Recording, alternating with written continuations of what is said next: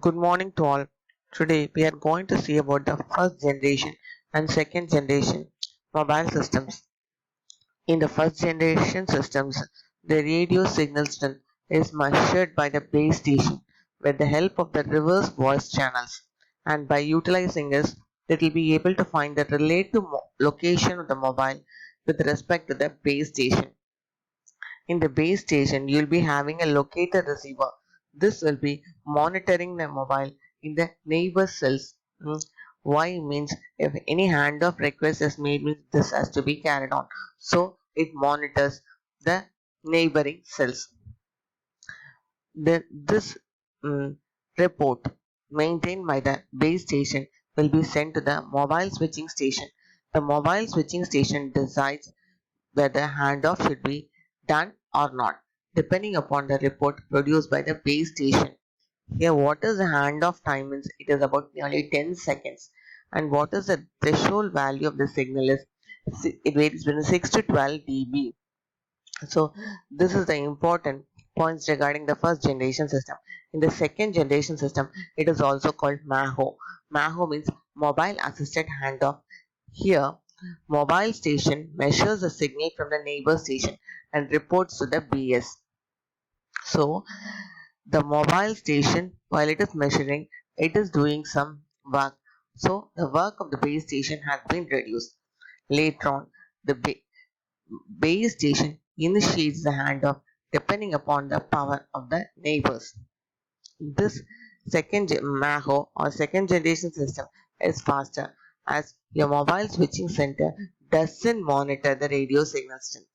But in the previous first generation system, your MSC only takes the action depending upon the report. The handoff time is 1 or 2 seconds only. It is less.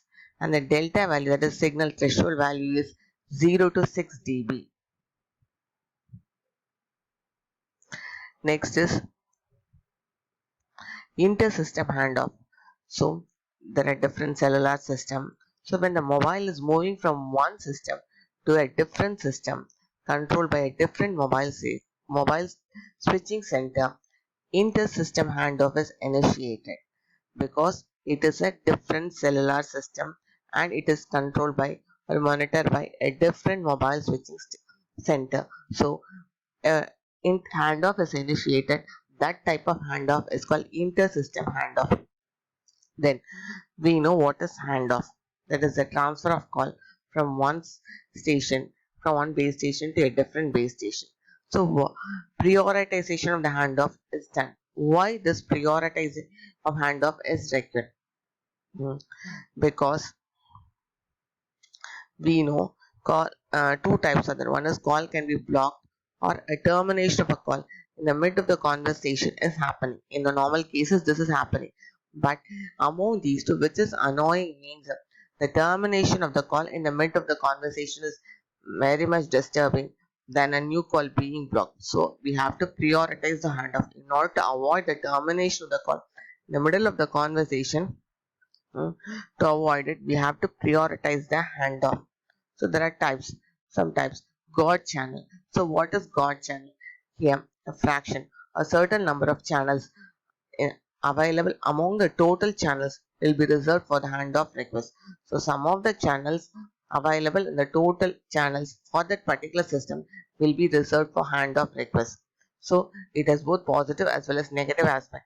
The negative aspect, if you take, means it reduces the channel as the it reduces the traffic as the channel used for handoff is reduced because some of the channels has been allocated in order to maintain the in order to do the in order for handoff request in order to carry on handoff request. Some of the channels are reserved in order to carry on the handoff request. So only the remaining channels is available that can be utilized by the user. So the traffic is reduced here. Positive aspect, if you take, means the spectrum is efficiently utilized because already some channels has been reserved for handoff request. So if a user requests a channel, only the channel or frequency is allocated to the particular user. So that the spectrum utilization is better if you are using a dynamic channel assignment. That is, in a dynamic channel assignment, depending upon the request, only channel is assigned. Then queuing of handoff. In here, that is the users who are all requesting the channels can be placed in queue. If the channel is not available, they have to wait for some time. Then what is the what is happening in this queuing of handoff means there is a decrease in probability of forced termination due to lack of channels. So forced termination that is happening can be reduced if channels are not available. Then there is a trade-off existing between the decreased probability of forced termination and total carry traffic because they are put in queue. So the forced termination decreases. Delay time and size of the queue depends upon the traffic pattern. If it is heavy, if it is less, depending upon the traffic pattern, like delay time can, if it is the traffic pattern is very small, means delay time will be less and size of queue will be less. If the traffic is heavy, means delay time and size of the queue will be more. So in here, it doesn't guarantee a zero probability of forced termination. Some terminations can be that if that is channels are not available means there will be some sort of forced terminations. Then this is what are the practical handoff cases that is happening. This diagram shows the umbrella approach. In the umbrella approach, as a hexagonal geometric shape cell has been shown.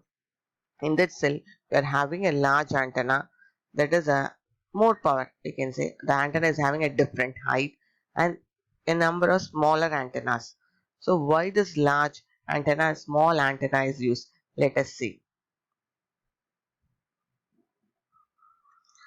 So because in a practical handoff cases, we are having both low and high speed users. So both the high and low speed users demand has to be satisfied. So we go for umbrella approach. So in here we are having small and large cells. That is, small means we will be having a small height antenna, it will be transmitting less power, and large antenna which is be having a larger height and be transmitting more power. So it is uses satisfy both the low speed users and high speed users. Both the small as well as large antennas as small cells may be co-located in a single station by using different antenna heights and different power levels. So what is the advantage? It means the high speed users are monitored by the larger cell.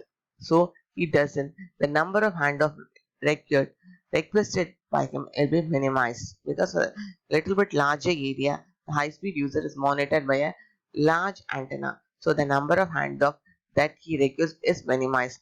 Then for the low speed users, the cell has been divided in a number of small cells. So additional micro channels can be provided for the low speed users. Next one is cell dragging. This is also one of the practical handoff cases. Then suppose if there is a line of sight signal and a user is having a line of sight signal between him and the base station, you assume. So that user is moving out of the range of the cell. So the signal level will not decrease. So there is no need to make any handoff as the signal level has not dropped below threshold level, but he has moved out of the range of the cell. So actually when he moves from one cell to another cell, the neighbor base station should allocate channel for the user. But this is not happening because depending upon the signal level delta value only handoff is initiated. But for that person signal level has not dropped. So this can lead to interference and traffic management problem because when he moves into the neighbor cell, he can experience interference. His signal will be experiencing interference or he can induce interference to the neighbors, and the traffic management problem will be difficult for both cells. Then so for this case we have to adjust the threshold value of handoff and the radio coverage parameters should be adjusted in order to overcome this practical handoff cases. Then there is a handoff can be classified as hard and soft handoff. What is hard handoff? In a short form, we can say that break before make. That means old radio links that it has been utilized by the mobile user is removed. Then, after that removal, new links are established. So, the mobile user will be holding only one radio link at a time. So, more call drops can occur. That too, the previous link has to be removed, then only new links can be established. In shorthand of it can be shortly called as make before break. Hmm. So in here, radio links, that is a new radio links are established, then old radio links are removed. Here, this lowers the call drops.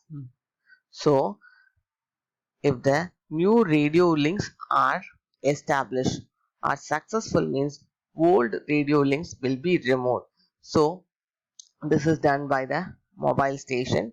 So the mobile station always has one link.